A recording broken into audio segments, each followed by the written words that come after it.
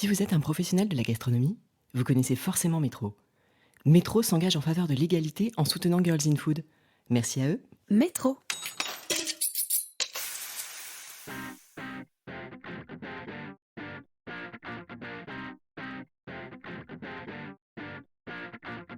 Sandra Salmanji, alias Sanji, est autrice, créatrice du blog Bollywood Kitchen et fondatrice d'une agence de conseil en cuisine indienne. Ce qui lui permet à la fois de créer des cartes pour des restaurants, de monter des collaborations avec des marques qui l'inspirent et de développer un univers très personnel. En lançant un peu par hasard un blog de cuisine indienne il y a 11 ans, après une carrière dans la mode, Sandra a tiré le fil d'un univers professionnel unique et qui ne ressemble qu'à elle. Elle a construit son activité autour de ses talents et de ses passions, n'hésite pas à aller à la rencontre des gens qui l'inspirent et s'épanouit dans ses collaborations nées d'une envie partagée avec toute la spontanéité qui la caractérise. Dans cet épisode, vous découvrirez comment on crée son métier sur mesure, comment gérer l'exposition quand on est le visage de sa marque et comment oser tout simplement. Je dois vous dire que mon échange avec Sandra m'a boosté comme jamais et j'attends avec impatience vos impressions sur cet épisode survitaminé. Si vous aimez ce podcast et que vous voulez m'aider à le faire connaître, laissez un commentaire et 5 étoiles sur Apple Podcast ou sur votre appli de podcast préféré. Vous êtes prêts à passer à table ? Je suis Adeline Glibota et voici le portrait de Sandra Salmanji dans Girls in Food. Bonjour Sandra Salmanji. Bonjour Adeline. Est-ce que tu peux te présenter aux auditeurs de Girls in Food ? Ouais, alors écoute, je m'appelle Sandra Salmanji, certains me connaissent sous le pseudo de Sanji. C'est un petit pseudo que je me suis inventé quand j'ai commencé la cuisine indienne. J'ai 42 ans, j'ai 2 enfants, j'ai fait des études de marketing et j'ai créé il y a à peu près 11 ans Bollywood Kitchen. Tu vas nous en dire plus. Si on fait un petit retour en arrière dans ton enfance, est-ce que la cuisine c'était quelque chose d'important dans ta famille ? Alors, important, c'est pas le mot, c'était super important. Okay. C'était central, c'était tout, en fait. Je me rends compte surtout aujourd'hui, je crois. J'ai grandi dans une famille, effectivement, où tout tourne autour de la cuisine. Mais c'est pas que ma famille, je pense que c'est aussi un truc très culturel. Chez nous, les Indiens, il y a vraiment énormément de choses qui tournent autour de la cuisine, que ce soit évidemment les repas, mais il y a aussi un lien social très fort en fait qui crée, on crée vraiment des liens sociaux avec la cuisine, avec des fêtes, avec la manière dont on reçoit les gens, quoi, je trouve. Ah bah justement, ça me fait une transition parfaite. Est-ce qu'il y a un plat de fête peut-être, de célébration, ou même un plat du dimanche qui te reste en mémoire, qui a marqué vraiment ton enfance ? Il y en a plusieurs. Alors déjà, il y a forcément les fameux, je dis vraiment les fameux parce que c'est vraiment une blague dans notre famille, mais les fameux samosas de ma mère. Parce que déjà, ça prenait énormément de temps à être fait et qu'elle a toujours voulu nous transmettre sa recette des samosas qu'elle faisait de A à Z, la pâte, la garniture, tout. Et en fait, on s'est toujours dit avec mon frère, ma sœur, enfin même dans ma famille, on s'est toujours dit qu'elle les faisait trop bien et qu'on n'avait pas besoin d'apprendre, mais en fait, c'était juste de la fainéantise. Donc les samosas, ma mère passait des journées entières à les faire, elle en faisait des centaines je dirais, qu'on congelait et du coup elle avait toujours des samosas dans son congélateur. Enfin je parle au passé mais en fait c'est toujours le cas. Et puis après ouais c'est vrai. Mais du coup on avait toujours des gens qui passaient à l'improviste à la maison et ma mère sortait toujours une quinzaine de samosas dont on savait vraiment pas d'où mais elle les avait toujours sous le coude. Et puis après il y a un peu les plats de ma grand-mère aussi qui sont importants. Ma grand-mère maternelle aussi qui cuisinait beaucoup. Alors c'était marrant parce qu'elle mangeait pas de viande mais elle nous cuisinait de la viande pour nous. Donc on mangeait du poulet, un très bon poulet fait par ma grand-mère. Et puis de côté de mon père j'avais ma grand-mère paternelle en fait qui était une pâtissière mais que je n'ai pas connue. Ah d'accord. Ouais. Ah oui, donc il y avait quand même une filiation. Mais oui, et ça c'est marrant parce que je l'ai appris que tardivement en fait, que ma grand-mère paternelle faisait les meilleures pâtisseries indiennes de chez nous quoi. Ouais. Et toujours quand tu étais enfant, est-ce que il y avait un métier qui te faisait rêver ? Comment est-ce que tu te projetais en fait dans l'avenir, quand tu serais grande ? Alors moi quand j'étais petite et même plus tard en fait, j'ai jamais rêvé de cuisine. Bizarrement, ça arrivait très très tard en fait. Déjà la cuisine, moi c'est arrivé quand j'ai quitté ma famille parce le foyer en fait, parce qu'en fait chez moi je cuisinais pas tant que ça. Quand j'ai eu besoin de cuisiner, c'est arrivé. Mais quand j'étais petite, pour la petite histoire, je voulais être hôtesse de l'air ou pompier. Ok. Voilà, rien à voir. Je crois que c'était un truc avec l'uniforme, j'imagine. Ouais. Mais en tous les cas, l'aventure, je sais pas. Et ma mère m'avait dit, t'es sûre, faudra que tu réfléchisses quand même. Et puis après, j'ai fait des études qui ont fait que ça a complètement changé. Mais même pendant mes études, en fait, je savais pas ce que je voulais faire. D'accord. Ouais, c'est pour ça que j'ai fait du marketing. Ça, c'est intéressant. Bah, justement, on va revenir sur ce point-là maintenant. Donc, tu es allé au lycée. Exactement. Voilà, donc sans forcément d'idée très précise de ce que tu voulais faire. Aucune. Mais alors, aucune. Tu as choisi le marketing. Alors, pourquoi? Comment? En fait, très bizarrement, je pense que au départ, quand j'ai eu mon bac, en fait, je me suis dit que j'allais faire des études courtes. Bizarrement, parce que ça n'a pas du tout été le cas. Donc Est-ce que tu avais envie d'entrer très vite dans la vie active? Tu te projetais tout de suite dans le travail? Parce que les études m'ennuyaient. Et que ça m'intéressait pas. J'ai eu des problèmes. Enfin, j'étais presque en échec scolaire, en fait, au collège. Je me suis rattrapée grâce à des profs au lycée. Et après, en fait, ça s'est plutôt très bien passé puisque j'ai eu mon bac avec mention et que voilà. Mais ça a été un peu compliqué, mes études. J'en garde pas forcément que des bons souvenirs, en tous les cas avant le bac. Et quand j'ai eu mon bac, en fait, je me suis dit, bon, je vais pas m'arrêter là quand même. Il faut quand même que je trouve ma voie. Donc là, j'ai voulu faire un truc très généraliste. Donc j'ai fait un DUT technique de commercialisation en me disant, comme j'avais grandi dans une famille de commerçants, que ça allait forcément... J'avais cette espèce de buzz du commerce, en fait, tout bêtement, comme tous les Indiens d'ailleurs. Et je me suis dit, un DUT, c'est cool parce que c'est rapide et diplômant. Donc je vais faire 2 ans, ça va être bien. Et puis je verrai dans 2 ans, parce que dans 2 ans, si j'ai envie de m'arrêter, je m'arrête. Et puis si j'ai pas envie de m'arrêter, je continue. Donc là, comme j'avais un très bon dossier, je me suis retrouvée prise dans 2 DUT, donc le DUT de Sceaux et le DUT de Paris. Mais j'avais envie de quitter ma famille parce que j'habitais pas très loin de Sceaux, donc je me suis dit non, mais en fait j'ai envie d'aller à Paris. Donc j'ai choisi le DUT Paris 5. Et là, j'ai passé 2 années hyper studieuses. Mais alors hyper studieuse, c'est-à-dire que j'avais un objectif, travail, j'étais bien entourée, je crois. Et j'ai jamais autant bossé de ma vie. Donc entre les stages, vraiment c'était en plus une ambiance un peu amphi, donc je grattais, on travaillait énormément, travaux de groupe, etc. Et en fait, j'ai adoré cette période-là.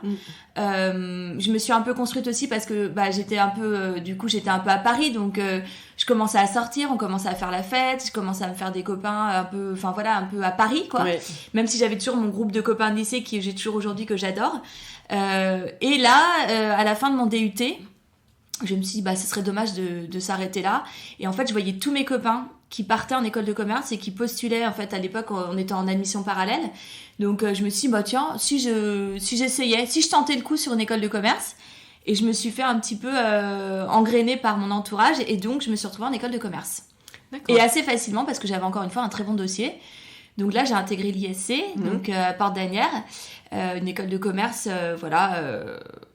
Et là, en fait, à ce moment-là, l'idée, c'était plus de pousser tes études que tu savais toujours pas ce que tu voulais faire. Exactement. Ouais. Et en fait, l'école de commerce, c'est génial. Ça t'ouvrait d'autres portes. Ouais. Et puis, c'est l'avantage de l'école de commerce, c'est qu'en fait, je savais que j'avais plein de voies devant moi. Ouais. Alors, j'étais intéressée par plusieurs sujets. J'étais intéressée par le marketing au sens large du terme, sans vraiment savoir exactement précisément quoi. J'étais intéressée par les ressources humaines. Et j'étais intéressée un peu par la finance, mais pas trop. J'aimais bien les chiffres à l'époque, mais grâce à un prof de maths que j'avais eu au lycée. Donc je me disais, bon, l'école de commerce, c'est génial au final parce que je vais pouvoir goûter à tout ça et puis on verra bien. Ouais. Donc j'ai commencé mon école de commerce. Et effectivement, j'ai pris plein d'électifs très différents, donc des espèces d'options qui me permettaient de toucher un peu à tout. Et mon premier stage d'école de commerce, en fait, je l'ai fait en ressources humaines. Okay. C'était vraiment ce qui m'intéressait. Comme j'étais quelqu'un déjà de très pragmatique et de très fonceuse, on va dire, j'ai voulu être sur le terrain très rapidement et j'ai fait mon premier stage dans une agence intérim. D'accord. Voilà, okay. Je recrutais en fait, je triais des CV, je recrutais. C'est là où d'ailleurs je me suis fait une de mes meilleures amies aujourd'hui, qui était ma chef. Et pour le coup, en fait, j'aimais bien, mais ça m'a suffi. Ouais, c'était pas le coup de foudre pour la discipline. Pas du tout. Quoi. C'était pas du tout le coup de foudre. Après, peut-être que les ressources humaines, l'agence intérim, c'était peut-être pas l'idéal. Mais au moins, j'ai vu ce que c'était, le recrutement, ce qui me bottait un petit peu, c'était ça, quoi. Bref, je continue mon école de commerce et là, je m'oriente sur ma 3e année parce qu'il fallait bien le faire et que j'avais pas le choix. Je m'oriente vers le marketing, achat et la logistique et la distribution. Donc, c'était un électif un peu global qui était fait pour se diriger vers des métiers dans la grande distribution. Okay. Moi, j'avais un prof en fait de marketing achat distrib qui me faisait rêver en fait avec les histoires de Leclerc, d'Édouard Leclerc, Félix Potin. Je trouvais ça génial et je me disais la grande distrib, c'est pour moi. Mais au sens, ce qui t'intéressait là, c'était les achats et la logistique. Ouais, mais c'était le côté entrepreneuriat. Produit. Dans ce côté, les histoires qui t'intéressaient dans la grande distribution, là, c'était parce que c'était des success stories. Un peu, mais je me rends compte parce que tu me le dis là, mais oui, il y avait le côté success story et puis il y avait le côté un peu révolutionnaire aussi. J'aimais bien ce côté, le gars il s'est quand même dit, je vais créer en fait la grande distribution, je vais créer en fait le fait que les gens puissent aller dans des magasins, c'est quand même incroyable. Bon après ça a beaucoup évolué et aujourd'hui ça évolue toujours d'ailleurs, je trouve ça intéressant. Mais j'ai encore un petit peu été un peu orientée par un autre prof qui m'avait dit « Attention Sandra, la grande distribution, c'est un milieu qui est très difficile physiquement. Tu vas commencer en étant chef de rayon, ça va être dur, tu vas te retrouver dans un milieu très masculin, la logistique dans la grande distrib, c'est hyper compliqué, sois prête. » Et là, en fait, je me suis dit « Ouais, c'est peut-être un peu chaud, en fait. » Et donc, j'ai gardé cette casquette un peu marketing et achat et je me suis orientée dans un domaine qui me bottait beaucoup plus à l'époque, qui était le prêt-à-porter. Et j'ai fait mon premier stage, donc mon dernier stage finalement, d'école de commerce, mais le grand stage de fin d'études, dans une grande maison de mode. Et là, je me suis dit, c'est la révélation. Voilà ce que je veux faire de ma vie. Je veux être chef de produit dans le prêt-à-porter. Et donc, j'ai fait ce stage chez Agnès B. Super boîte, c'était génial. Ah ouais, une marque... et puis même une espèce d'esprit d'entreprise... Enfin, tout était parfait. Je fais mon stage de fin d'études. C'est un peu bizarre dans mon école de commerce, c'est qu'il fallait que je retourne encore en études pendant 4-5 mois. Donc en gros, je pouvais pas enchaîner avec un contrat, mais de toute façon, ils m'en proposaient pas spécialement à ce moment-là parce qu'il y avait pas de poste. Sauf que donc, je finis mon école de commerce et là, Agnès B me rappelle en me disant... Sandra, on a un poste pour toi, puisque tu connais déjà la maison. En fait, j'avais mon boss de l'époque, en fait, qui partait en fongicif, en fait, il partait en formation et on me proposait de le remplacer pendant 8 mois. Donc génial. Je me dis en fait, j'ai toujours eu un peu l'impression qu'en fait, ma voie était un peu tracée très naturellement. Je me suis jamais posé beaucoup de questions, donc j'y suis allée. Et entre-temps, j'avais 2 mois à tuer l'été, donc je suis partie à Londres en boutique, donc chez Agnès B à Londres, à Covent Garden. Et je me suis dit comme ça, je vais être sur le terrain, je vais améliorer mon anglais et quand je reviens, j'ai mon CDD qui m'attend, c'est parfait. Et c'est ce que j'ai fait. Donc c'était génial. Je rentre à Paris, je fais mon CDD de 8 mois et là je me rends compte que j'étais à l'ADV, c'était un peu particulier, mais l'administration des ventes. Je m'occupais de réapprévisionner les boutiques en fonction des ventes. Exactement. Je faisais de la gestion de stock et en fait c'était chiant.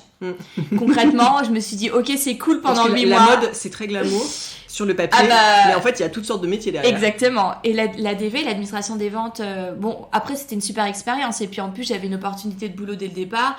Ma boss, j'adorais, elle était un peu folle, mais elle était super. Laurence, si tu nous écoutes. Mais en fait, je me suis dit, dans l'ADV, en fait, je vais m'ennuyer assez rapidement. Il faut que je passe à autre chose. Et là, je me suis dit, marketing produit, il faut que je sois plus en produit. Et puis, opportunité qui se présente, je me retrouve à nouveau dans une autre boîte de mode, j'ai passé par Lollipops, à l'époque, c'était des accessoires, j'aimais bien le côté accessoires. Ensuite, j'ai fait du bijou avec Salviati où j'ai acheté des perles à Murano, donc c'était bijoux en verre de Murano. Et puis dernière expérience, prêt-à-porter, je suis chez Cacharel, donc à nouveau une belle marque, une belle enseigne et une belle maison. Et puis pendant toutes ces années-là, en fait, j'ai eu quand même 2 licenciements économiques. Donc j'essaie de la faire courte parce que sinon c'est beaucoup trop long. Mais prends ton temps. Donc premier licenciement économique dans une boîte qui s'appelle Salviati, dans laquelle j'ai eu une expérience incroyable, donc une start-up, c'était génial. Donc on a fait de la création à la fin de la start-up, donc pour moi génial, expérience géniale. Donc en fait, tu as vu, je me permets de t'interrompre, tu as vu des formats d'entreprise aussi très différents entre une boîte comme Agnès B qui est certes une boîte très incarnée parce que Agnès B c'est une personne qui existe. Voilà, et voilà. Une vraie structure. Et une start-up où je suis arrivée, on était 4 et je suis partie, on avait ouvert 4 boutiques, je voyageais à travers le monde, on refermait des boutiques, on avait des corners dans les grands magasins, on était des grosses équipes quoi, donc c'était génial aussi. Donc que des bonnes expériences sur lesquelles à chaque fois je me disais, en fait Bon, après, je suis un peu hyperactive et j'aime le travail, j'aime bosser.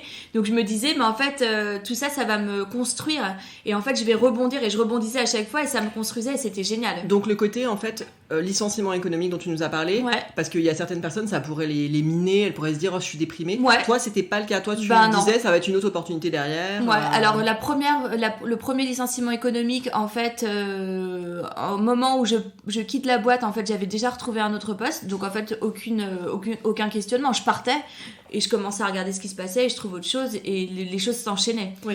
Je sais pas si c'était l'époque qui voulait ça, mais j'ai l'impression que j'ai jamais eu de difficulté à trouver du travail. Donc voilà, premier licenciement éco, je rebondis. Je retrouve un autre job qui me plaît beaucoup. Non, alors qui me plaît pas du tout. Je citerai pas la marque, mais je me retrouve dans une boîte que tout le monde connaît, mais qui a été un enfer total. Ok. Pareil, je pars avant la fin de ma période d'essai, je rebondis, et là, je rentre chez Cacharel. Et là, je me dis, super belle boîte, quand même une très belle image. Dis-moi. Je veux juste revenir sur cette expérience qui n'était pas une bonne expérience. Je suis une marque qu'on ne citera pas. Ouais. Comment est-ce que parce que tu as beaucoup de gens qui, tu vois, ça se passe pas très bien pendant la période d'essai. Et qui souffrent. Qui restent et qui souffrent. Ah bah moi, comme je comment dis est-ce souvent... qu'est-ce que, tu vois, parce que ça, je trouve que c'est aussi un bon conseil à donner aux gens. C'est si vous sentez que ça se passe pas bien, il faut pas rester dans un environnement toxique. Bah moi, je le dis encore à mes amis aujourd'hui parce que je le vois très bien autour de moi. Je vois très bien les gens autour de moi qui souffrent. Qui acceptent de souffrir et puis t'as ceux qui rebondissent. Alors c'est un tempérament aussi, je pense que j'ai un tempérament qui fait que j'aime pas qu'on me marche sur les pieds et j'aime pas trop me laisser envahir par des choses négatives. Pour moi en fait, à l'époque surtout parce que j'étais quand même un peu plus jeune aussi, j'avais pas tu vois, j'avais pas d'enfants, j'avais pas des enjeux trop gros non plus, donc je pouvais peut-être me permettre à cette époque-là de me dire bah en fait je suis pas là pour souffrir comme j'aime bien le dire souvent. En tous les cas, sachant que j'étais en période d'essai et que ça se passait déjà super mal, il était hors de question que je signe un contrat dans cette boîte. Enfin tu vois, à ce moment-là je me disais mais quitte à avoir une petite période à vide ou de chômage ou quoi que ce soit, et en fait ça n'a même pas été le cas en fait. Je crois que ça devait être en plus courant de l'été. Je suis partie un peu en vacances et puis en septembre je re-signais un contrat, tu vois. Je pense que ça moi je trouve que c'est un message vachement important parce que surtout tu vas dans un univers comme, on va faire le parallèle avec la cuisine, qui a un environnement parfois difficile, surtout pour les femmes. Ça peut être aussi clair. Un conseil à partager de ne pas s'acharner en fait quand l'environnement n'est pas propice. Parfois quand on est dans la tête dans le guidon aussi, je pense qu'on s'en rend pas forcément compte à quel point on est en train de souffrir. Ouais. Moi, ce qu'il y a, c'est que j'avais pas trop la tête dans le guidon. Je pense que j'étais un peu détachée. J'étais pas encore attachée puisque je venais de rentrer. Et en fait, je l'ai vu tout de suite que ça n'allait pas. Donc en fait, salut. J'ai envie de dire, vite, taillot quoi. Ouais. Donc après, c'était une période assez compliquée pour cette boîte-là parce qu'elle se faisait racheter et du coup, il y avait une pression hallucinante. Moi, je vois les gens qui sont restés dans cette boîte, je me dis mais je sais pas, peut-être qu'elles étaient au-dessus du truc ou je sais pas comment les gens vivaient ça, mais je comprends pas qu'on puisse le vivre bien. Et je pense qu'il y a des gens aujourd'hui qui souffrent au boulot. Tout à fait. Il y en a plein. Et qui l'acceptent. Ouais. C'est complètement fou, quoi. Donc voilà. Donc suite à ça, je rentre chez Cacharel. Ça se passe plutôt bien. Au départ, je rentre dans un service assez particulier de chez Cacharel, qui est en fait toute la partie prêt-à-porter homme et déstockage. Donc en gros, il y avait une ligne de prêt-à-porter chez Cacharel qui était destinée un peu à au marché étranger sur lequel je travaillais, et je m'occupais en même temps de toute la partie prêt-à-porter déstockage, c'est-à-dire que je m'occupais par exemple des ventes.com, ce genre de trucs, et on avait également des boutiques qui s'appelaient parce qu'elles n'existent pas. Ouais, Cacharel Stock et Cacharel Outlet en Europe, et à l'époque la boutique historique était rue d'Alésia, qui a fermé entre-temps, mais bon, il s'est passé plein de trucs chez Cacharel. Et là, je rentre chez Cacharel, je rentre en CDI, et au bout de 6 mois, donc je valide mon CDI, et là, on m'annonce un plan social. Et là, je me dis, bon, on m'a lancé un plan social, mais d'un autre côté, moi, je suis à la partie déstockage. Ça va pas m'incomber, sachant que c'est la seule partie aujourd'hui qui permet de gagner un peu d'argent avec les licences L'Oréal, tout ce qui était parfum, etc. Et on me dit, non, pour l'instant, effectivement, tu n'es pas affecté par le plan social, mais ça va être un peu compliqué pour la boîte parce que c'était compliqué globalement et qu'il se passait plein de trucs chez Cacharel sans rentrer dans les détails. Et finalement, 1 an et demi plus tard, donc au bout de 2 ans, je me fais quand même licencier éco de chez Cacharel et je pars cette fois-ci en fait, c'est un peu compliqué. C'est-à-dire que les 6 derniers mois avant de me faire licencier, en fait, j'ai plus de travail. Je suis chez Cacharel, mais j'ai plus d'activité puisqu'en fait, j'attends finalement entre guillemets que on me licencie. Sauf qu'en fait, encore une fois, je ne peux pas attendre, je ne peux pas m'ennuyer, c'est impossible, c'est pas dans mon tempérament. Et c'est là en fait que Bollywood Kitchen est né. On en est là. En fait, à l'époque, donc c'était en 2011. À l'époque, les blogs commençaient à être intéressants. Je ne sais pas si tu te rappelles, mais si vous vous rappelez, mais à l'époque, les blogueurs... En fait, il n'y avait pas Instagram. Il faut que je resitue le contexte. Hein. Ouais. Il y avait Facebook à fond. C'était vraiment quelques années après les débuts de Facebook. Moi, je crée un blog en fait parce que je suis toute seule devant mon bureau et que je m'ennuie. Donc je me dis, je vais créer un blog. Et à l'époque, en fait, c'était hyper drôle parce que mes amis me disaient, mais tu vas créer un blog de quoi ? Et moi, je leur disais, je sais pas. J'hésite. Et du coup, j'hésitais. Je savais pas de quoi. Au départ, ça aurait pu être un blog lifestyle. Comme j'étais dans la mode, mes copines me disaient, mais tu vas créer un blog de mode ? Bah ouais, pourquoi pas. Ouais, tiens, un blog de mode, ça peut être marrant. Et en fait, non. Je me voyais pas du tout m'exposer. Puis en plus, j'étais pas une grosse modeuse, en fait. J'aimais bien la mode, mais j'étais pas une fashion victime ou quoi. Donc, je me suis dit, mais qu'est-ce que je vais raconter dans ce blog ? Et là, en fait, je me rends compte que je commence à bien aimer cuisiner, à recevoir. Ce qu'il faut dire, c'est que moi, j'ai quitté mes parents assez tard. Chez moi, ma mère, elle avait le monopole de la cuisine, soyons clairs. J'avais pas trop le droit de cuisiner quand elle était dans la cuisine. Donc, je cuisinais quand ils étaient absents et je cuisinais pas trop. Donc, en fait, j'ai commencé à cuisiner quand je suis devenue indépendante et quand j'ai quitté le foyer, c'est-à-dire assez tard. Moi, j'étais très bien chez mes parents, donc je crois que j'ai quitté mes parents, je vais avoir 25 ans. Mais bon, voilà, donc j'ai commencé à cuisiner un peu tard et à cette époque-là, en fait, à l'époque où j'étais chez Cacharel, finalement. Donc en fait, ça avait l'air de se goupiller pas mal. Donc j'avais mon blog de cuisine qui... je me suis dit, tiens, je vais avoir le temps de l'alimenter parce qu'en fait, alimenter un blog... Alors à l'époque, certainement beaucoup plus qu'aujourd'hui, mais c'était hyper long. Oui. Parce que WordPress, c'était hyper long, tout était hyper long, les photos, c'était une galère. On faisait pas des photos à l'iPhone, on n'avait pas du tout... c'était avec un vrai appareil photo. On avait un vrai appareil qu'on déchargeait, on faisait des photos. Enfin, moi, j'étais nulle. Je dis pas que je suis bonne aujourd'hui, mais c'est plus simple. Du coup, ça prenait vachement de temps, donc moi, ça m'occupait. Donc, j'alimentais mon blog, et puis j'ai commencé, en fait, à côtoyer des blogueurs. Donc, c'est vraiment le début de mon activité aujourd'hui. Mais Bollywood Kitchen, à la base, c'est juste un blog. C'était pas du tout censé être mon activité actuelle. Ça servait à meubler, en fait, ton temps quand tu avais un peu trop de temps libre. Et à cette époque-là, si on m'avait dit qu'aujourd'hui, ça deviendrait mon métier, mais d'ailleurs, mes parents en rigolent encore, en disant, mais si on avait su que ça allait devenir ton métier, mais c'est improbable. Même mes amis, ils me disaient, mais c'est pas possible, c'est juste improbable, quoi. Et donc je commence à côtoyer. Commences à faire ce blog, à côtoyer la communauté finalement des blogueurs. Exactement, donc ce qu'on appelle les dino-blogueurs. Donc nous, les blogueurs qui ont vraiment un blog, qui avons un blog et qui continuent à l'alimenter. Donc j'ai commencé à me faire un petit réseau de blogueurs. Donc hyper drôle. À l'époque, les blogueurs, nous, on était invités un peu partout. On recevait des cadeaux, on était invités, on créait... Enfin, c'était assez marrant. J'allais au restaurant, je côtoyais les copains dino-blogueurs, donc sans les citer, mais Dorian, Rekia, enfin, toutes ces Pascal Wix, etc. Et j'ai commencé à me faire un petit réseau et surtout, j'ai rencontré une sorte de... je dirais pas que c'était mon mentor, mais quelqu'un qui m'a un peu permis de m'élever, on va dire, et qui m'a dit un jour... Donc, j'ai rencontré par hasard le fondateur de 750 grammes, donc Damien. Et il m'a dit, mais tu sais que tu as créé le seul blog français de cuisine indienne. Et là, je lui dis, ah bon? Et moi, je tombe un peu des nues. Je dis, ah oui, écoute, je pensais pas... pour moi, ce blog, c'était pas... c'était vraiment... je pensais pas du tout que j'allais en faire quelque chose. Et il me dit, mais c'est génial, tu peux en faire quelque chose. Et là, je me dis, ouais, pourquoi pas? Et du coup, j'ai commencé à faire des vidéos avec Damien sur 750 grammes, mes premières vidéos de cuisine. Lui, il m'invitait aux événements, il me faisait travailler, je faisais des événements pour 750 grammes, on faisait des événements blogueurs à l'époque, ils avaient un atelier, donc on était entre blogueurs, on cuisinait ensemble pour des marques, on commençait à gagner de l'argent, soyons clairs. Oui. Et ça a démarré un peu comme ça. Est-ce que là, tu étais toujours chez Cacharel? Pas du tout, non. Là, c'était déjà fini. En fait, pour en revenir sur Cacharel, donc je me fais licencier, et là, je me dis, je rebondis pas. Cette fois-ci, je rebondis pas. Je me prends une petite année tranquille et je fais des trucs pour moi. Oui, c'était une année sabbatique un peu. Alors sabbatique, oui et non. C'est-à-dire qu'en fait, grâce à la puissance de mon licenciement économique, j'avais une année un peu blanche, où en fait, j'avais quasiment les mêmes revenus qu'avant, voire plus, parce que le système français est un peu particulier, parce que je pars avec un petit chèque.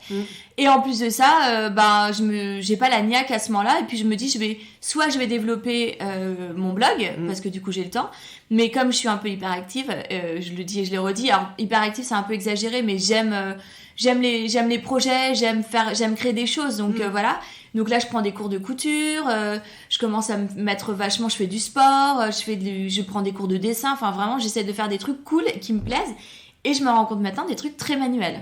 Ouais. Des trucs, tu vois, et ça, il y a 11 ans, moi, mes copines, elles me disaient, mais qu'est-ce qu'elle fait ? Mais n'importe quoi. Mais n'importe quoi. Genre, vraiment, j'étais une extraterrestre. Mes copines, elles étaient en poste, elles avaient des postes intéressants, Enfin, vraiment, j'étais pas du tout dans la norme, quoi. Ouais. Le projet, c'était pas encore que ça devienne mon métier, attention. Ouais. Et puis, comme je le dis souvent, en fait, mon blog m'a un peu avalée. Je sais pas comment l'expliquer, mais en fait, je me suis prise au jeu. Et je me suis laissée totalement embarquer par le blog. Alors, j'avais beaucoup de copains, en fait, un peu foufous comme moi, qui me disaient, mais vas-y, c'est génial, fonce, développe. Prends ce qu'il y a à prendre et puis tu verras bien, Et là, je me dis, en effet, en fait, parce que à travers mon blog, ce qui s'est passé au tout démarrage, c'est qu'en fait, j'ai commencé à créer une sorte de demande. C'est-à-dire que je recevais des messages de gens qui me demandaient des recettes, déjà, premièrement, mais qui me demandaient aussi des cours de cuisine. Ils me demandaient, tiens, j'ai l'anniversaire du cousin de ma belle-sœur, est-ce que tu veux pas faire le buffet ? Mais vraiment, et moi, je disais oui à tout. J'acceptais tout. Donc j'ai commencé les cours de cuisine. Est-ce que ça, c'est un conseil que tu donnerais aux gens qui se lancent dans une nouvelle activité ? De foncer et d'être ouvert à toute opportunité ? Ouais, complètement. C'est-à-dire que moi, je me suis dit, j'ai rien à perdre. En fait, j'avais rien à perdre. Ouais. Alors déjà, j'avais un petit loyer, j'avais pas d'enfants, j'étais tranquille. Enfin, je veux dire, j'avais pas de pression en fait à l'époque. Aujourd'hui, si j'étais dans ce cas actuel, je me poserais peut-être plus de questions. Tu vois, j'ai une famille, j'ai plus de charges, besoins, etc. À l'époque, en fait, j'étais détendue. Je me posais pas beaucoup de questions, j'étais cool. Et puis j'en ai profité j'ai profité en fait, tout simplement. J'ai profité. Je faisais des trucs qui me plaisaient. Je rencontrais plein de gens trop sympas qui m'ont tous porté. J'ai fait un enfant aussi parce que du coup, c'était l'occasion. Donc mon garçon qui est né en 2012. En fait, c'était pendant cette période-là où je me posais pas trop de questions et je me suis dit, c'était l'occasion. Il y a jamais de bon moment, donc en fait... c'est ça, oui. Ça, je trouve ça aussi intéressant parce parfois, on se dit, oui, mais là, c'est pas le bon moment, il vaut mieux être dans une situation stable. En fait, oui, il n'y a pas forcément de bon moment. Oui et non, en fait. En fait, moi, je profitais, entre guillemets, de cette opportunité qui était un peu le chômage et voilà, clairement, concrètement. Ça me permettait aussi de tester un peu mon activité. Parce que ça commençait à devenir une activité. Au départ, honnêtement, c'était pas une activité. Je donnais des cours de cuisine à mes copines. Oui. En gros, c'était les copines des copines, des copines, des copines. Et puis au bout d'un moment, je commençais à avoir des gens que je connaissais pas. Et je me suis rendu compte que ça pouvait être cool, en fait, que ce soit une activité. Mais ça a vraiment démarré comme ça. Et puis, quand mon fils est né, en fait, pareil, j'ai un peu pris le temps. Alors, j'avais commencé un petit peu avant. Et là, il est rentré à la crèche quasiment à ses 1 an. Parce que la première année, j'avais une nounou à mi-temps, donc je faisais un peu du mi-temps. Mais en fait, c'était génial parce que j'ai profité de ma première année de maman. J'avais cette première année aussi de développement de Bollywood Kitchen qui commençait à prendre, mais qui me prenait pas 100% de mon temps, donc c'était parfait. Et là, quand mon fils a eu 1 an, donc en septembre 2013, du coup c'est très précis parce que je me rappelle grâce à ces moments-là, là mon fils rentre à la crèche. Donc là, j'ai eu la chance encore une fois qui m'a souri parce que j'ai une place en crèche. Oui, on sait que les places sont chères. Mais souvent, moi, je dis que j'ai provoqué beaucoup la chance du début à la fin, même pour mon activité pro. Ça, on va y revenir parce que c'est intéressant aussi comme notion. Moi, j'ai toujours provoqué ma chance. On m'a toujours dit, mais t'as de la chance. Non, en fait, j'ai pas de la chance. Moi, la chance, en fait, je suis allée la chercher. Concrètement, je suis allée tout le temps la chercher, la provoquer. Donc, septembre 2013, mon fils rentre en crèche et là, je me dis, ok, donc là, je peux plus aller en arrière. C'est 100%, c'est soit j'y vais, je fonce à 100% et ce sera Bollywood Kitchen et ce sera toutes les activités que j'ai créées autour, Donc la création de contenu, la vidéo, je faisais plein de trucs en fait, je faisais de l'événementiel, je faisais des cours de cuisine, chef à domicile à fond, à l'époque ça marchait super bien. Et en fait, c'est ce que je fais, donc je développe première année d'exercice de Bollywood Kitchen et en fait ça m'éclate et ça marche plutôt très bien. Donc génial quoi. Donc tu continues après sur cette lancée. Et je continue et en fait depuis donc 2013, voilà, c'est mon activité. C'est fou, hein, comme ça passe vite. Mais est-ce qu'on peut revenir sur un point qui est... en fait, quand tu t'es lancé, quand tu as pris toutes ces activités, parce qu'effectivement, on voit que tu couvres un panel hyper large d'activités. Ouais, mais il y a un fil rouge. Ouais, bien sûr. Mais... Et c'était... J'essaye de pas trop me disperser, justement. D'accord, ok. Parce qu'on peut se dire, est-ce que c'était une stratégie, on peut se poser la question, est-ce que c'était une stratégie en disant, je veux faire 50 000 choses différentes, ou est-ce que c'est organique, quoi? En fait, moi, je crois que je suis... souvent, on me demande... on me parle de business plan, parce qu'en plus, moi, j'ai fait une école de commerce, donc je connais très bien, je sais très bien ce que c'est qu'un business plan, je sais très bien ce que c'est que, les prévisions, l'analyse financière, etc. Ça, c'était mon truc, en plus, j'adorais ça. Mais en fait, pour moi, je l'ai jamais fait comme ça. En fait, alors, évidemment qu'au tout départ, j'ai pensé à la restauration, à monter un restaurant. Oui, ça, c'était tout le monde m'a posé la question. Au tout démarrage, on m'a dit mais attends, mais il faut que tu montes un restaurant, Bollywood Kitchen, cuisine indienne. En plus, la cuisine indienne. Pour en parler, parce qu'on n'en a pas encore trop parlé. Mais à l'époque, et toujours un peu aujourd'hui, la cuisine indienne, en fait, c'était... personne ne faisait ça, en fait. Personne ne connaissait, personne ne faisait, mais tout le monde trouvait ça génial. Tout le monde, à chaque fois, quand je disais « je fais de la cuisine indienne », tout le monde disait « oh, génial, la cuisine indienne, mais c'est génial !» Et encore aujourd'hui. Ok. Et je pense que je me suis dit « ok, donc les gens aiment la cuisine indienne, ils connaissent pas la cuisine indienne, donc moi, je vais... rendre la cuisine indienne accessible, je vais la rendre cool, je vais la rendre moderne, je vais enlever tous les a priori que les gens ont sur la cuisine indienne et je vais faire ma cuisine indienne. Surtout, j'avais pas envie de faire la cuisine indienne, j'avais envie de faire ma cuisine. Parce que ça m'arrangeait aussi, parce que du coup, j'avais de comptes à rendre à personne. Bien sûr. Parce que j'ai pas fait de CAP, donc moi, je suis une autodidacte de la cuisine. Ouais. Justement, est-ce que un moment, tu t'es posé la question pour te professionnaliser, entre guillemets? Et je l'ai fait, donc j'ai commencé à faire des stages en restauration. Je me suis formée dans la restauration parce que justement j'avais cette idée en tête. J'ai voulu tester en fait. Je me suis dit attends, la restauration, ok, pourquoi pas? C'était une idée que j'avais au départ, mais en fait je sais pas ce que c'est. Donc à l'époque Top Chef, tout ça, c'était pas encore trop ça. Non. Ça commençait. C'était le début. Alors moi j'ai été contactée mais 1000 fois. Top Chef, Master Chef au départ et après Top Chef. Les casteurs ils m'appelaient tout le temps. Pourquoi? Parce qu'en fait ils cherchaient beaucoup de femmes à l'époque. Il y avait beaucoup trop d'hommes et c'est toujours le cas. Ouais. Moi ils continuent à m'appeler. Bon, maintenant je pense que je suis trop vieille. Mais pour le coup Top Chef, moi tout le temps ils m'appelaient tout le temps, ils avaient besoin de... Et puis je pense qu'aussi le fait que j'ai ce côté un peu ethnique et un peu différent, de diversité aussi, complètement. Sauf que moi je pouvais pas me mettre dans ce genre de case, c'était trop compliqué pour moi. Et puis aucune expérience en restauration concrètement. Moi j'ai tout fait toute seule, j'ai ma cuisine, donc je me suis retrouvée dans des restaurants avec des chefs parce que j'avais envie de voir un peu ce que c'était. Je me suis vite rendu compte que c'était un milieu très compliqué pour les femmes parce que très dur physiquement, parce que j'avais déjà une vie de famille et que je me voyais pas du tout travailler avec des horaires de restauration. Ouais, des horaires décalés.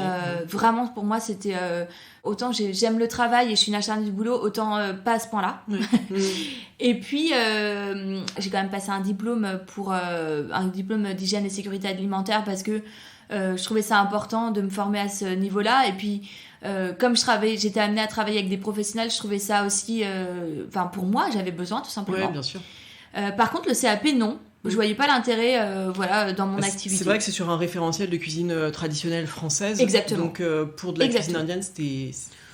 À un moment, je me suis quand même posé la question en me disant est-ce que ça peut m'apporter quelque chose? Et en fait, quand j'ai regardé les programmes, je me suis dit que non. Donc j'ai continué dans ma petite voie tranquille et je regrette pas trop en fait. Je regrette pas, je pense que ça m'aurait pas forcément porté ou quoi que ce soit. Et aujourd'hui, du coup, j'ai développé une multitude d'activités autour de la cuisine indienne. Donc... si tu veux, on peut les répertorier. Bien sûr. Voilà. Alors un petit panorama. D'année en année, ça a beaucoup changé. Parce que par exemple, tu vois, ma casquette chef à domicile, à l'époque, 2013, 2014, ça cartonnait. C'était un truc. je pense qu'il y a des effets de mode très forts en fait avec la cuisine. Et ça, à l'époque, en fait, ça cartonnait. Aujourd'hui, c'est plus trop le cas. Je pense que le Covid est un peu passé par là, c'est-à-dire qu'on a aussi peiné à reprendre un peu cette activité de dîner à la maison avec des gens, etc. Et puis peut-être que moi aussi, hein. J'ai eu envie moins et puis moins envie aussi peut-être de travailler le soir et les week-ends parce que vie de famille, parce que voilà, et puis parce que je suis vieille aussi, je vieillis. Mais j'aimais bien cette casquette-là, j'aimais bien rentrer dans le quotidien des gens, je trouvais ça cool, j'étais souvent super bien accueillie et puis j'aimais bien cette proximité avec les gens, ça c'est un truc que j'ai toujours aimé. Donc voilà, donc les cours de cuisine, les ateliers, tout ça c'est vraiment une grosse partie de mon travail que j'adore, la partie un peu transmission, la partie événementielle aussi que j'adore. Ensuite, il y a eu une autre casquette qui est arrivée assez rapidement, donc en 2015, qui est l'édition. Donc, ça, j'aimerais bien qu'on parle de ton premier livre. Alors comment s'est fait ce projet ? Encore une fois, j'avais en tête, je me disais, mes amis aussi autour de moi, mais il faudra que tu t'écrives un livre. Et moi, parce qu'on te demandait beaucoup de recettes, tu nous l'as dit. Exactement, voilà. Mais j'avais mon blog, donc d'un autre côté, moi, mon blog, ça me suffisait pour transmettre mes recettes. Et puis le livre pour moi de cuisine c'était un énorme fantasme. Je me disais quand mes amis me parlaient de livres, j'étais non mais attends, je suis pas auteur, ça va pas, non, je vais pas écrire des livres de cuisine, c'est n'importe quoi. Et un jour en fait j'ai une éditrice qui m'envoie un mail et qui me propose d'écrire un livre. Donc mon éditrice actuelle, Aurélie, donc de chez Mango Édition, donc groupe Fleuris, et elle m'envoie un mail et elle me dit un mail assez court, elle me dit voilà, je vous suis sur votre blog et sur les réseaux depuis quelques temps. Je me disais peut-être que vous aimeriez écrire un livre. Et là je disais what ? Un livre, moi ? Et en fait j'étais tellement choquée par ce mail mais d'excitation que je lui ai pas répondu tout de suite. Non mais la gogole. Donc là je lui réponds pas mais vraiment parce que j'étais sous le choc. Et je me disais mais attends, moi écrire un livre mais c'est génial et à la fois incroyable et en même temps j'en revenais pas. Je disais aux gens mais on m'a proposé enfin non, à l'époque je pense que je le disais pas parce que justement je crois que j'avais dû le garder pour moi en me disant que c'était trop fou. Et en fait elle m'appelle mais le lendemain, hein, j'avais pas non plus à attendre 3 semaines avant de lui répondre, hein. Le lendemain elle m'appelle. Elle me dit voilà, je vous ai écrit un mail, mais je pense que vous devez pas être intéressé parce que vous m'avez pas répondu. Et là je dis mais si, bien sûr que si, évidemment que je suis très intéressée et que je trouve ça génial. Mais est-ce que je suis à la hauteur ? Bah en fait si, évidemment que si, mais si parce que finalement tu avais l'expérience éditoriale puisque tu avais c'est très particulier, hein, l'édition quand même. Hein. C'est très différent parce que le blog en fait c'est mon blog. Ouais, alors la différence que j'ai vue tout de suite, c'est que écrire pour son blog, en fait, tu fais ce que tu veux sur ton blog. Moi, je mettais une pincée de ci, une cuillère de ça pour mes recettes, je racontais un peu ma vie, c'était mon blog. Personne ne me demandait enfin, j'avais de compte à rendre à personne, en fait. Là, l'édition, c'est très différent. Moi, mon éditrice, elle m'a appris à être vachement plus carrée, à grammer mes recettes et arrêter de me dire un truc par-ci, un truc par-là.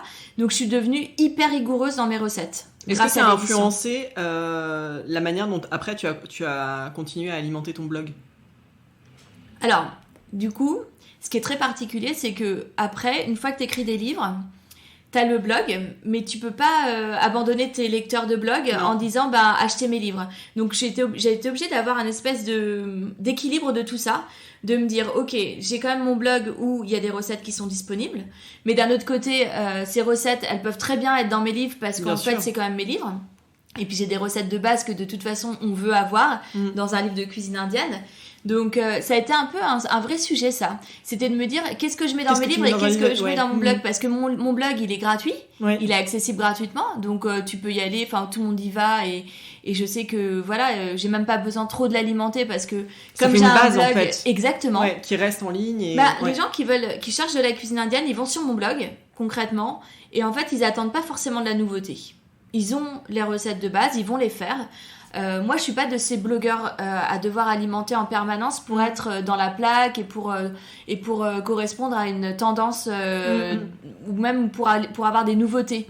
Moi, j'ai pas vraiment besoin de nouveautés parce que voilà, de toute façon, 80% de mon lectorat ils viennent pour les nanes. Soyons clairs. Ah, c'est vrai. Ouais. Les gens qui atterrissent sur bollywoodkitchen.com, c'est parce qu'ils ont recherché la recette du nano fromage. C'est clair et net. Il y a pas, voilà. Et du coup, je la voir après. Et à partir de là, je sais que s'il y a d'autres recettes, c'est cool. Et puis les gens qui me suivent depuis des années, ils sont contents d'avoir donc je continue à l'alimenter, mais clairement de manière très irrégulière. Et parce que j'ai plus le temps aussi. Mais les livres, c'était autre chose. Donc du coup, j'ai dû un peu me réinventer dans mes livres. J'ai dû aller plus loin concrètement. C'est un vrai boulot, c'est énormément de boulot, l'édition. Là, j'ai écrit quand même 8 livres. Donc c'est beaucoup en l'espace de 6 ans du coup. Et là, je suis en préparation du prochain, qui va sortir cet automne. Alors, est-ce que tu peux nous en parler un petit peu ? Oui, tant qu'à faire. Alors, le prochain livre, il va s'appeler l'Inde, en fait, mais d'une manière un peu plus générale, puisqu'en fait, donc c'est un livre qui est coécrit avec une personne que vous connaissez peut-être qui s'appelle Pankaj, qui est aussi un blog de cuisine, mais qui, c'est un peu particulier parce qu'elle, je pense qu'elle a d'autres activités, donc elle alimente très peu son blog et voilà. Mais pour le coup, donc elle connaît très très bien l'Inde, mieux que moi. Et du coup, elle a écrit en fait toute la partie un peu plus traditionnelle sur l'aspect culturel lié à la cuisine des grandes régions de l'Inde. Et du coup, moi, j'ai écrit toutes les recettes associées. En fait, ça me permet de rebondir sur un point qu'on n'a pas abordé avant. Toi, donc tu es née en France, deux parents qui sont tous les deux indiens. Exactement, mes parents sont d'origine indienne, donc du nord de l'Inde, du Gujarat. Mais ils sont nés à Madagascar, parce que depuis plusieurs générations, ma famille est à Madagascar. Donc ça, c'est une longue histoire, mais peut-être l'objet d'un autre podcast. Mais du coup, voilà, mes parents, en fait, ils sont venus en France. Alors pas ensemble, ils se sont rencontrés en France sur les bancs de la fac, à Toulouse plus précisément. Et puis ils ont monté des commerces. Moi, je suis née dans une famille de commerçants. Et du coup, c'est quoi comme type de commerce ? Ils avaient des vidéoclubs. Rien à voir avec la cuisine, pas dans la fois, du tout, mais commerce à fond. Voilà, mon père, il était chez France Télécom et à l'époque, Orange, etc. Et ma mère avait des commerces et ils travaillaient ensemble conjointement sur les vidéoclubs. Voilà. Donc moi, j'ai commencé, vraiment à connaître. Je pense que j'ai un vrai sens du commerce. Et d'ailleurs, c'est un peu... ça a été peut-être aussi une orientation aussi par rapport à mes études. Bien sûr, c'est ce que tu nous avais dit. Une autre question par rapport à ça, donc toi tu es née en France.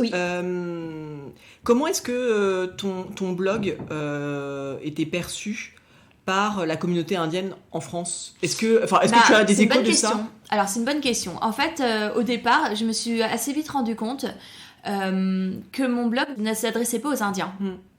En fait, bizarrement, je pense que je m'adressais à des non-initiés.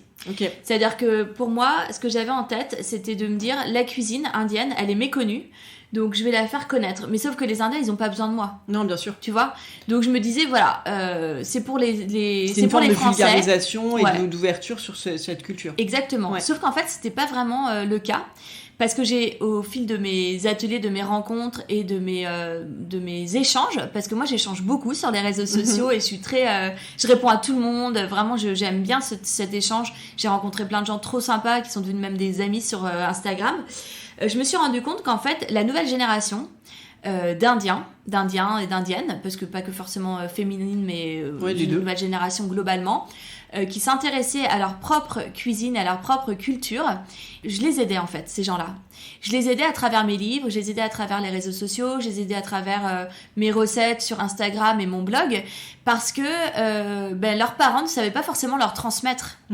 Et du coup, j'ai été souvent en contact avec des jeunes. Quand je disais jeunes, c'est vraiment des jeunes comme moi à l'époque, j'étais jeune quand j'avais 20-25 ans, qui apprenaient grâce à moi ce que leurs parents n'arrivaient pas forcément à leur apprendre, parce que comme ma mère, parlons-en, mais ma mère, quand elle me transmettait une recette, elle me disait tu fais un peu ci, un peu ça, et puis tu mets ci, et puis si t'en as pas, c'est pas grave. Mais en fait, c'était pas assez précis. Moi, j'avais besoin que ce soit plus précis pour pouvoir le faire aussi bien qu'elle au final. Sauf qu'elle, elle savait, parce qu'elle a pas forcément ce niveau de transmission qu'on peut avoir en étant auteur. De refaire les recettes. Elle a pas de recul. Exactement, comme ma grand-mère. Ma grand-mère, elle est incapable de me transmettre vraiment une recette. Du coup, j'insiste, je suis là avec mon papier, mais je lui dis, mais s'il te plaît, dis-moi vraiment les quantités. Donc j'ai essayé de faire ça avec ma mère, qui m'a transmis quand même pas mal de recettes, mais c'est vrai que j'ai une génération un peu d'Indiens qui me suivent. C'est vachement intéressant ça, de se dire que finalement c'était pas la cible initiale, mais en fait ça leur permet quand même de se connecter à leur à leur culture. Et du coup il y a une grande fierté, je pense, dans ma famille, et ma famille au sens large du terme, parce qu'on est une très très grande famille. Et parfois, je me rends compte que j'ai des gens qui suivent mes vidéos, mes blogs, mon blog, mes réseaux, qui achètent mes livres, qui font partie un peu de ma famille au sens large du terme. Et je trouve ça, moi, c'est une de mes plus grandes fiertés, concrètement. Okay. Et d'ailleurs, j'ai croisé, il n'y a pas très longtemps, avec mon cousin, une de ses cousines à lui, du coup qui est pas forcément de famille, et du coup en me présentant, en fait elle se rend compte qu'en fait qu'on lui a offert un de mes livres alors que c'est une indienne, et que voilà, et du coup j'étais hyper fière qu'elle ait un de mes livres, tu vois. J'étais trop flattée, quoi. Je trouve ça cool. Et ma mère souvent offre mes livres, d'ailleurs, ma famille, mes amis, bah oui, forcément. Puis en plus c'est sympa d'offrir un livre dédicacé, tu vois, c'est cool. C'est trop bien. Ouais, c'est trop bien. Et justement par rapport à ce premier livre, comment est-ce que, donc maintenant on comprend un peu comment tu as été approchée par un éditeur, comment tu as travaillé. Par contre, sur l'angle, comment est-ce que tu as choisi quelle recette allait figurer dans le livre? Alors, au départ, mon tout premier livre, figure-toi qu'il est issu d'une collection en fait existante, donc chez mon éditeur, qui s'appelle Easy. Donc comme son nom l'indique, des livres simples. Des livres accessibles. Donc mon éditrice, en gros, qui a toujours été comme ça avec moi, m'a toujours laissé assez libre, elle m'a dit, voilà, tu dois écrire ton premier livre de cuisine indienne. Si quelqu'un devait acheter un livre de cuisine indienne aujourd'hui, et un seul, qu'est-ce qu'il y aurait dedans ? Et donc c'est parti de là. Donc mon premier livre, en fait, qui a très très bien marché et qui m'a permis d'écrire les suivants, qui s'appelle l'Inde, toutes les... je sais plus comment il s'appelle d'ailleurs, je te montrerai tout à l'heure, mais en gros il s'appelle Easy Inde, les meilleures recettes de mon pays, un truc comme ça, qui est issu d'une collection qui cartonnait déjà chez mon éditeur avec de la cuisine japonaise, etc., enfin des cuisines un peu asiatiques et du monde. Et du coup j'ai essayé de le concevoir comme ça, en disant voilà, effectivement, il faut une 60aine de recettes. Ça va vite, 60 recettes, ça paraît beaucoup, mais en fait, ça va super vite. Et puis, tout ce qui rentrait pas dans ce livre, on se les a gardés un peu de côté parce qu'on savait très bien qu'il y aurait une suite. Si ça marchait, une suite, ouais. Oui, mon éditrice, je pense qu'elle a une vision très large, en fait. Effectivement, la suite est arrivée très rapidement. Celui-ci, le premier, il a été traduit dans plein de langues. Okay. Il a vraiment cartonné, il a été réédité. Quelle fierté. Il est toujours édité. Donc, t'imagines, il y a 6 ans, c'est quand même trop cool, quoi. Et moi, je pensais pas du tout que ça allait avoir ce succès-là. Donc... Mais je me suis aussi rendu compte que comme mon blog était et d'ailleurs est toujours le seul blog français de cuisine dédié uniquement à la cuisine indienne, et ben en fait j'étais aussi une des rares auteurs francophones de cuisine indienne, de livres de cuisine indienne. Et je le suis toujours un peu, il y en a pas 36 000. Non, il y a Bina. Il y a Bina qui avait commencé avec moi, mais voilà. Après, maintenant, elle s'est orientée en plus dans d'autres sujets. Et puis voilà. Ouais.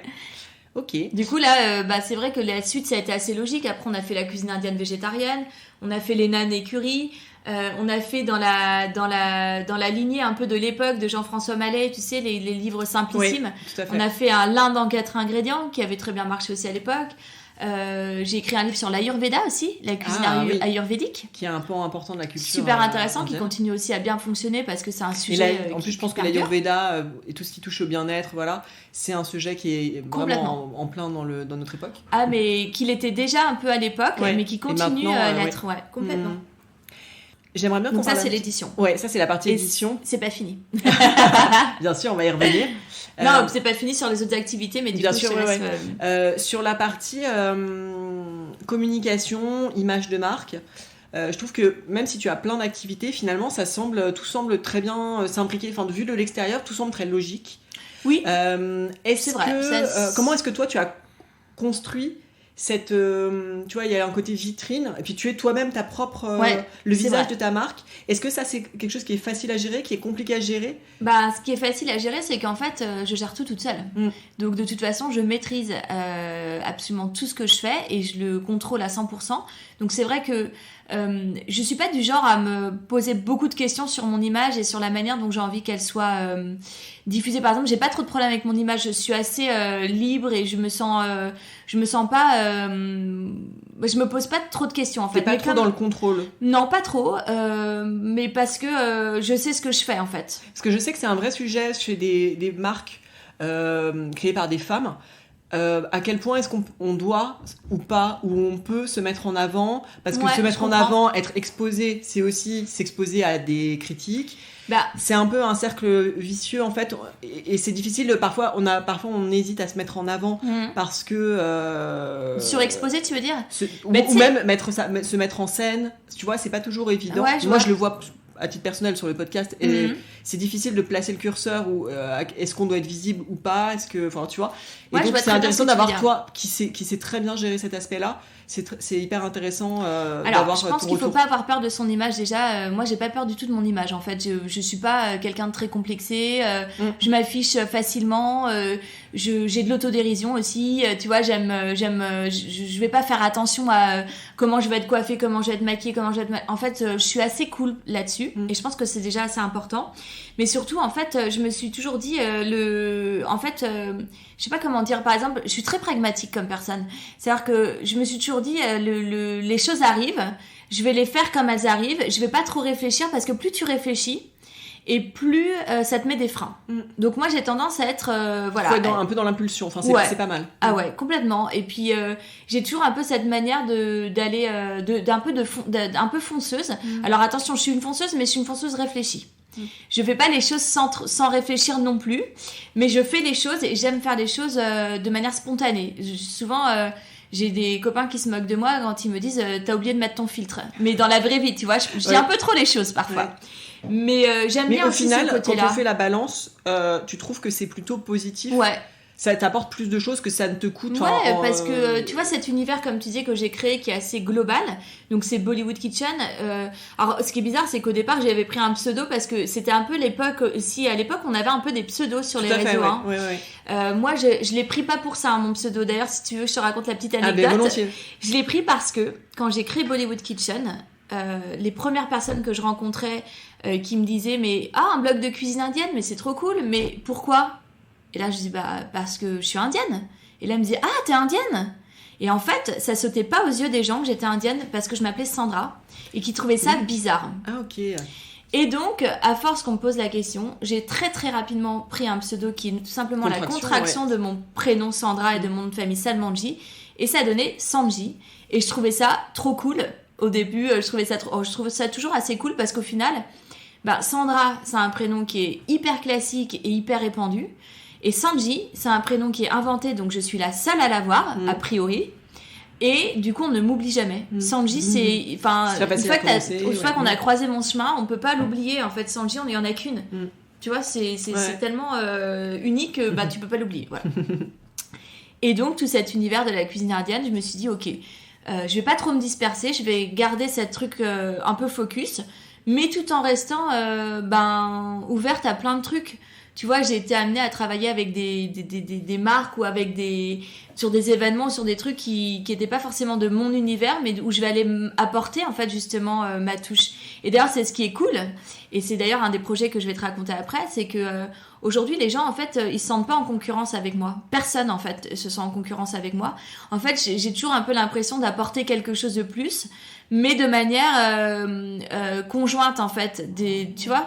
Et comment est-ce que tu es arrivée à justement à être dans cette posture-là où on te voit comme celle qui va apporter le plus, et non pas celle qui va soit vampiriser la marque, ou est-ce que c'est parce que justement t'es décomplexée, tu oses dire les choses avec franchise, et donc en fait il n'y a pas de... Je suis pas très chiante déjà. J'aime bien les gens. Déjà, j'adore les gens, j'aime bien les gens, j'aime parler avec les gens. Oui, ça se sent. Et tu vois, par exemple, le tout démarrage, par exemple, de cette espèce de manière dont j'ai voulu un peu, comment dirais-je, rencontrer des gens assez rapidement, c'est par exemple la vidéo. Tu vois, un jour, j'ai croisé, tu vois, un des premiers avec qui j'ai fait des vidéos, c'est Hervé Cuisine. Cette histoire est hyper drôle. Je le croise un jour dans la rue, mais vraiment, truc de ouf. Je le croise dans la rue, et il est avec son équipe de tournage. Et je l'aborde, je lui dis salut Hervé, moi je suis Sanji Bollywood Kitchen. Je me suis jamais entendu parler de moi. J'ai un blog de cuisine indienne. Il me dit ça me dit quelque chose. Donc là je me dis ouais, ça me dit quelque chose. C'était le début, donc j'étais trop cool. Et je lui dis quand est-ce qu'on fait une vidéo ensemble?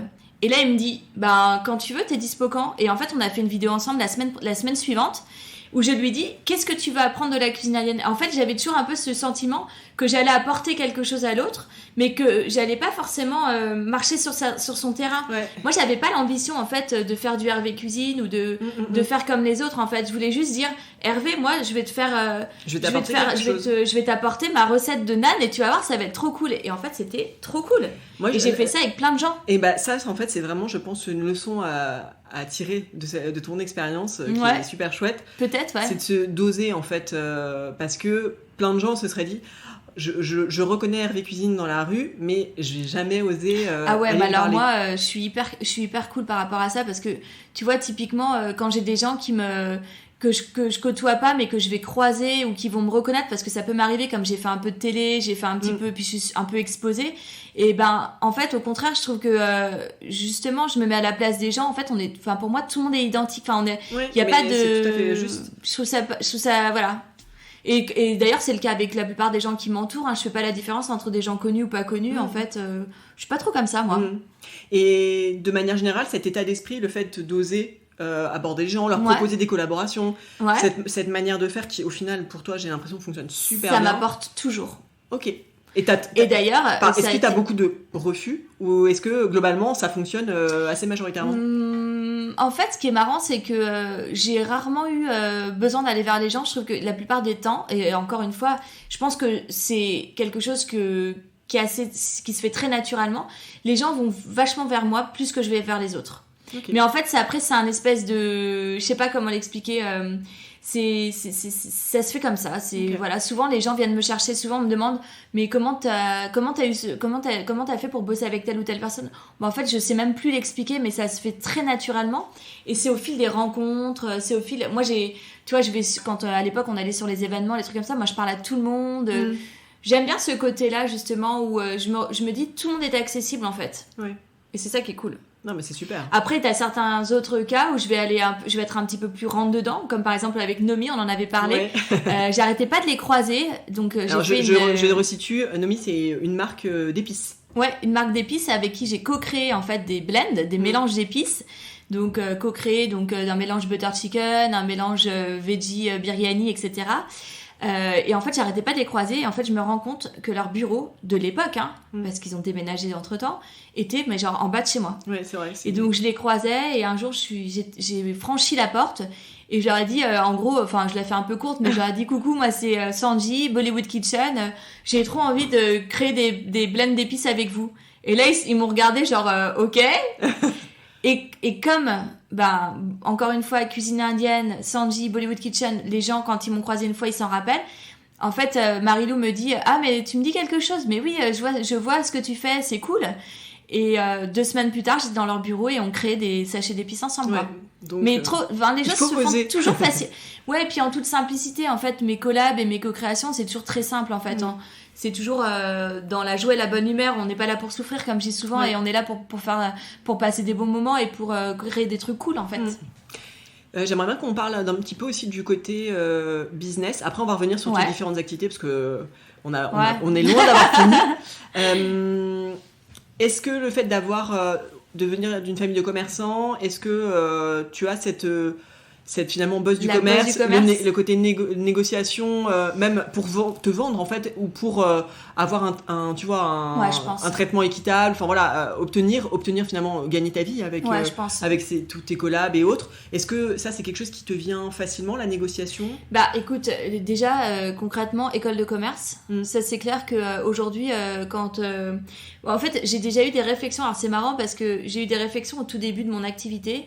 On me disait, mais attends, mais tu vas faire de la cuisine alors que t'as fait une école de commerce, c'est naze, c'est la loose, quoi. En gros, tout ça pour ça. Et en fait, non, pas du tout. Moi, mon école de commerce aujourd'hui, tu sais, d'ailleurs, il y avait même un électif entrepreneuriat dans mon école de commerce, sauf qu'à l'époque, ça n'intéressait personne. Ben non. Aujourd'hui, je pense que c'est le plus demandé. C'est le plus prisé, ouais. Ouais, c'est sûr. Mais c'était il y a longtemps. Moi, j'étais diplômée en 2004, donc t'imagines, ça remonte. Mais à l'époque, en fait, ça ne m'intéressait même pas, l'entrepreneuriat. Sauf que je crois que ça a été comme une évidence sans le savoir, mais inconsciente, un peu comme la cuisine. Mais aujourd'hui, mon école de commerce, si j'avais pas fait une école de commerce, j'en serais pas là. j'en serais pas du tout là, j'aurais pas développé toutes ces activités. Bollywood Kitchen serait pas ce qu'elle est devenue aujourd'hui, donc une agence de conseil aujourd'hui, agence donc de conseil culinaire dédiée à la cuisine indienne. Et concrètement, effectivement, j'aurais pas cette force de négociation, cette force commerciale, parce qu'en fait, je fais tout toute seule. Et puis tout le reste, tu vois, le marketing, la communication, les réseaux sociaux, le blog, la compta, enfin, c'est une entreprise en fait, une petite entreprise, certes, une micro-entreprise, mais une petite entreprise. Et justement, le fait de travailler seul, donc ça veut aussi dire que le côté négatif, c'est que tout repose sur toi. Ouais. Est-ce que ça, c'est quelque chose que tu adores, le fait de tout maîtriser, ou est-ce que c'est quelque chose où tu aimerais bien avoir de l'aide, ou comment ça se passe? Alors, c'est quelque chose que j'adore. J'adore mon activité parce que justement, je suis seule sans être seule. C'est-à-dire que je suis seule parce que je maîtrise tout ce que je fais et que c'est moi qui décide absolument tout. Mais d'un autre côté, je suis très rarement toute seule. Alors oui, il y a quasiment, on va dire, un tiers de mon activité où je suis chez moi, en télétravail. Moi, j'ai connu le télétravail avant tout le monde. Enfin, avant tout le monde, peut-être pas, mais en tous les cas, avant ces quelques années où les gens goûtent au télétravail. Ouais. Mais en tous les cas, moi, j'ai toujours été en télétravail. Je travaillais de chez moi, je travaillais parfois dans des cafés, parfois avec des copines. Je travaillais chez mes clients. Et en fait, c'est ça qui est génial, c'est que je suis seule sans être seule. Et puis, mes collègues de travail, comme on pourrait en avoir, en fait, je m'en lasse jamais parce que ça change un peu tout le temps. Ouais. Donc ça, c'est cool. Donc toi, ça te convient bien comme format? Moi, ça me convient parfaitement. Et le fait de faire grandir ton entreprise, est-ce qu'à un moment, tu t'es posé la question de recruter? Complètement. Alors, recruter, non. Non, alors parfois quand j'ai besoin en fait d'avoir du soutien sur des gros événements, je suis amenée à travailler avec des gens, des collaborateurs plus que des gens ou des assistantes, tu vois, assistantes sur du stylisme avec des gens, mais du coup c'est très ponctuel. Donc c'est parfait parce que du coup t'as pas les inconvénients d'avoir des salariés ou quoi que ce soit et puis j'en aurais pas besoin à 100% en fait, c'est ça le truc. Donc c'est très occasionnel et c'est en fonction de mes besoins. Quand je faisais beaucoup de traiteurs, tu vois, par exemple, j'avais des gens qui travaillaient avec moi, donc ça pouvait être des commis, ça pouvait être des serveurs, etc. Mais c'était très ponctuel. Et après, dans le quotidien, je me suis posé la question l'année dernière. Peut-être que la crise du Covid a certainement un peu joué sur le fait qu'effectivement, j'en avais un petit peu marre d'être seule. Et je m'étais dit, pourquoi pas avoir un associé sur mon nouveau projet. Donc la question se pose encore, parce que c'est pas une question qui est encore élucidée, parce que justement, je vais t'en parler tout à l'heure, mais j'ai un nouveau projet qui est en train de mûrir. Et du coup, effectivement, je me suis dit, est-ce que ce serait pas le moment justement d'avoir un associé avec qui échanger, avec qui... grandir aussi, parce que tu vois, il y a des moments où tu as envie un peu d'avoir des nouvelles impulsions, quoi. Totalement. Voilà. Non, mais c'est une question qui m'intéresse moi aussi à titre perso, enfin voilà, dans le podcast, voilà. Donc, mais je pense que c'est une question que tous les entrepreneurs individuels, indépendants se posent à un moment donné. Comment grandir? T'as ceux qui vont repartir vers le salariat. Moi, je me suis toujours dit, j'ai été salariée et j'ai pas du tout par exemple tu vois, moi je me suis pas mise à mon compte par dégoût de mon métier d'avant ou par dégoût du salariat, pas du tout, j'adorais et je me suis d'ailleurs toujours dit s'il fallait revenir en arrière et être salarié, pourquoi pas. Aujourd'hui c'est un peu moins le cas, mais je me le dis toujours parce que comme ça... Ce serait pas comment dire... un échec. Un échec, ouais. Non. Et puis d'ailleurs, je me suis toujours dit que les échecs permettaient de grandir aussi. Et permettaient d'apprendre et de... Tu vois, j'ai pas de problème avec ça. En fait, je crois que j'ai pas trop de problème avec le fait... Même, tu vois, quand j'ai commencé la cuisine, j'avais l'impression un peu de repartir à zéro, tu vois. Ouais. Et en fait, c'est pas grave, en fait, en soi. Est-ce que tu veux nous parler du coup de tes autres activités? Du coup, les autres activités, le conseil, donc conseil restauration traiteur, parce que du coup, comme j'avais eu cette idée un peu folle à l'époque de monter un restaurant qui m'est vite sortie de la tête, aujourd'hui j'accompagne des restaurants et des traiteurs dans la création de leurs cartes. Donc ça peut être pour des événements ou ça peut être aussi pour des cartes pérennes. Donc ça c'est cool parce que du coup tu as toute la partie créative qui est beaucoup plus qui moi me paraît la plus stimulante, sans toute la partie un peu la prod. Ouais. C'est ça qui peut être. C'est surtout même le fait d'être là, quoi. Ouais. Le fait d'être là, sur place dans les cuisines. Alors ça peut avoir des avantages et des inconvénients. Les inconvénients, c'est que du coup, tu maîtrises plus trop derrière ce qui se passe. Et parfois, ça pêche. Mais l'avantage, c'est que t'as pas justement toute cette galère du quotidien à gérer. C'est une charge très Moi, je trouve lourde. que les restaurateurs, en plus, ils ont tellement souffert ces dernières années. Moi, je travaille beaucoup avec des restaurateurs. Je trouve que ça a été dur et je suis contente de ne pas avoir été le nez plus dedans parce que je trouve que... Enfin, je sais pas si j'aurais eu les épaules, tu vois, c'est compliqué quand même, mine de rien. Est-ce que tu peux nous donner pour ma vie perso aussi. Ouais, bien sûr. Est-ce que tu peux nous donner un exemple de comment tu collabores justement avec des restaurateurs? Est-ce qu'on vient te voir pour créer une carte complète? Est-ce qu'on vient te dire, j'aimerais avoir un plat d'inspiration indienne à ma carte? Comment est-ce que ça se passe? Il y a plusieurs cas. J'ai déjà accompagné des petits comme des gros.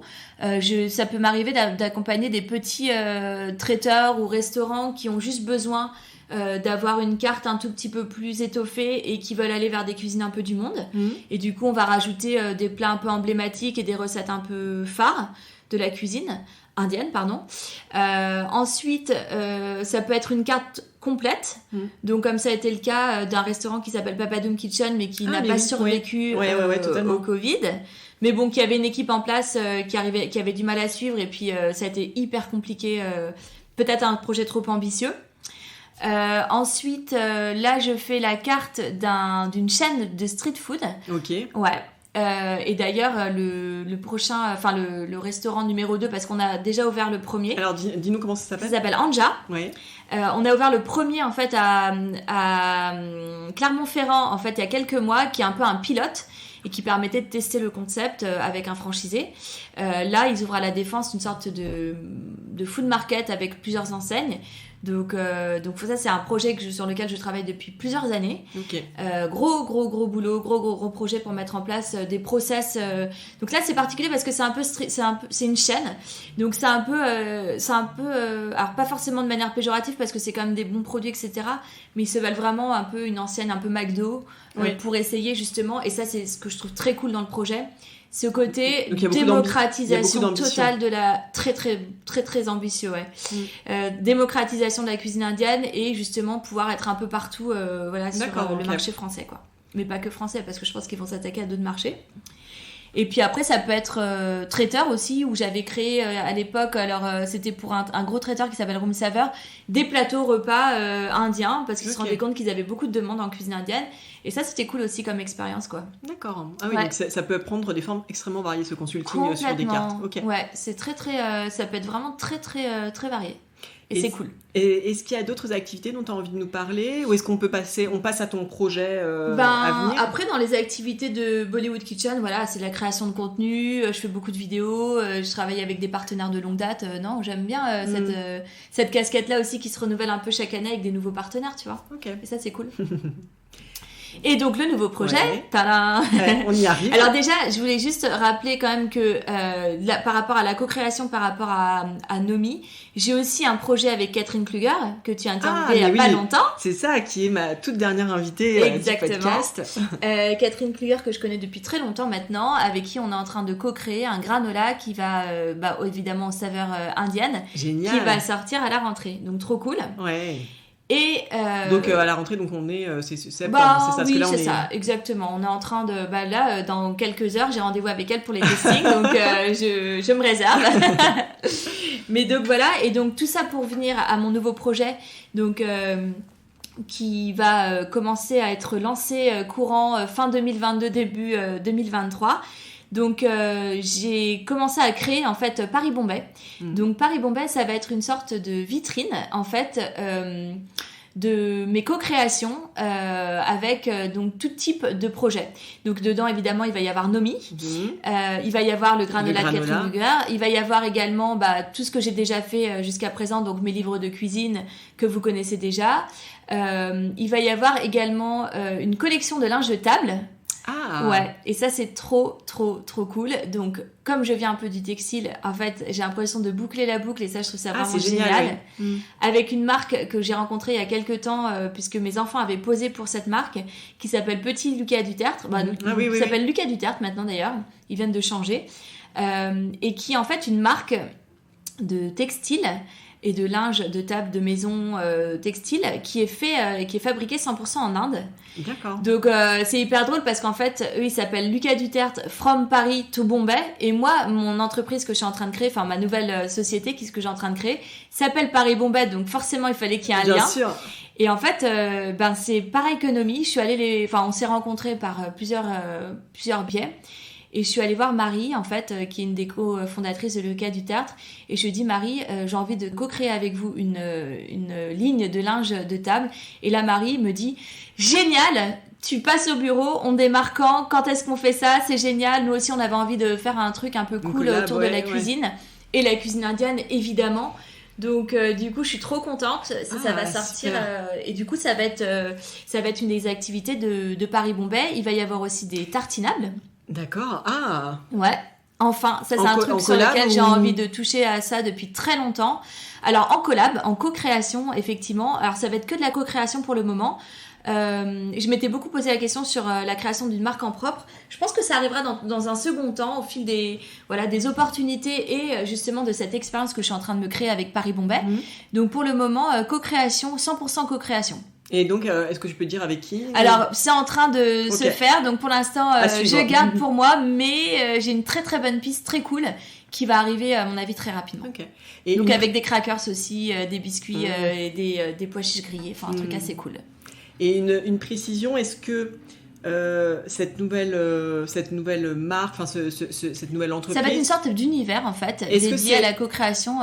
Et est-ce que c'est en ligne? Est-ce que c'est avec une petite boutique? Comment ça se passe? Pour le moment, il va y avoir un site de vente en ligne, évidemment, qui va justement permettre d'avoir une vitrine un peu plus globale, qui va être évidemment en lien avec Bollywood Kitchen, parce que voilà, je voulais pas l'appeler Bollywood Kitchen, parce que Bollywood Kitchen, pour moi, à part entière, c'est mon agence, c'est l'agence de conseil, et j'avais envie de créer vraiment toute une partie produit. Ça, c'est un truc que je rêve de faire, de retourner au produit. En fait, c'est marrant parce que finalement, c'est mes débuts. J'étais chef de produit, et là, je me retrouve à nouveau dans le produit, et c'était vraiment un truc il fallait que ça arrive maintenant, et c'est aussi ce projet-là sur lequel je suis pas à l'abri d'avoir un associé, parce que si ça se développe comme j'en ai envie, je pense qu'il va falloir que je me fasse un petit peu aider. Ouais.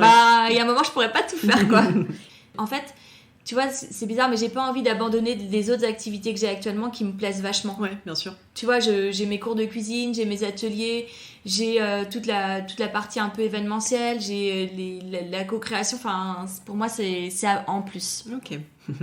Voilà, tu sais tout. Et c'est un peu une avant-première parce que j'en ai pas encore trop parlé. Je suis très fière que tu dévoiles tout ça. Je suis très superstitieuse, figure-toi. C'est vrai. Bah écoute, moi je suis très superstitieuse et j'aime bien parler des projets quand ils sont vraiment dans les tuyaux. Parce qu'après c'est bon, on y va, quoi. Et Girls in Food sera là pour relayer toutes les nouveautés. Je suis trop contente que ce soit à toi, j'en parle en premier, tu vois. Trop bien. Sandra, on va passer à la deuxième partie de l'interview consacrée aux femmes et à leur place dans le monde de la gastronomie. Grand sujet. Exactement. Ma première question que je pose à tous mes invités, c'est est-ce que pour toi, le fait d'être une femme, ça a eu une incidence sur ton parcours professionnel? Donc ça peut être dans ta première partie de carrière, depuis que tu travailles dans le monde de la gastronomie, qu'est-ce que tu en penses? Bah oui, forcément un peu, même si peut-être que je m'en rendais pas forcément trop compte au début, mais tu vois ce que je te racontais tout à l'heure par rapport à mon orientation scolaire déjà, tu vois, moi je trouve que le milieu qui me bottait le plus au départ, qui était la grande distrib, oui, on t'a découragé. Ouais, on m'a un peu découragée en me disant attention, c'est pas un milieu très féminin. Si ça se trouve, aujourd'hui, on n'aurait pas le même discours. Bien sûr. Tu vois, c'était il y a quand même... oula, je vais pas calculer tout à fait, mais peut-être une petite vingtaine d'années, mine de rien. Presque. Mais tu vois, à l'époque, je pense que... voilà, c'était... Et ça se trouve, ça a changé aussi. Et c'est aussi peut-être parce qu'il y a des femmes dedans que ça change. Ouais, peut-être. Aujourd'hui, concrètement, ce que je me dis, c'est que le fait d'être une femme, ça m'a certainement ouvert plein de portes. Je dis pas que ça me les aurait pas ouvertes si j'avais été un homme, parce que j'en sais rien. Ouais.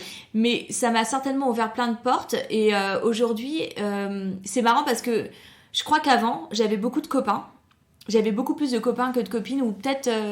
mais aujourd'hui, j'ai beaucoup plus de copines que de copains, mais c'est lié au milieu.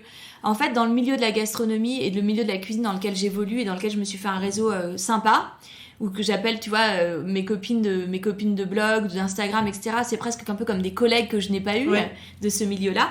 Et ben, en fait, c'est très féminin. Ouais. Très, très féminin.